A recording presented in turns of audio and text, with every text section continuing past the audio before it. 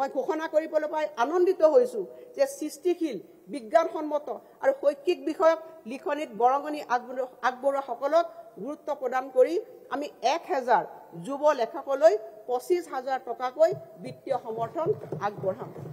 আমি অসম প্ৰকাশন পৰিষদৰ অনুমোদন ক্ৰমে গ্ৰন্থমেলা অনুষ্ঠিত কৰিবলৈ জিলা সদৰৰ বাবে 5 লাখ আৰু সমজিলা সদৰৰ বাবে 2.5 লাখ টকাকৈ বিত্তীয় সাহায্য আগবঢ়াম মই প্ৰস্তাৱ কৰো যে চৰকাৰী অনুষ্ঠানসমূহত সকলো চৰকাৰী উপহাৰ গ্ৰন্থ ৰূপত হোৱা উচিত যাতে এই গ্ৰন্থসমূহৰ জৰিয়তে সংস্কৃতিৰ জ্ঞান আৰু বৌদ্ধিক সমৃদ্ধি ধৰি ৰাখিব পৰা যায় সমাজত অধ্যয়ন সংস্কৃতিক উৎসাহ যোগাবলৈ ব্যক্তিগত অনুষ্ঠান যেনে জন্মদিন বিবাহ ইত্যাদিত গ্ৰন্থ উপহাৰৰ সংস্কৃতি গঢ়ি তুলিবলৈ মই অসমৰ জনসাধাৰণক আহ্বান জনাইছো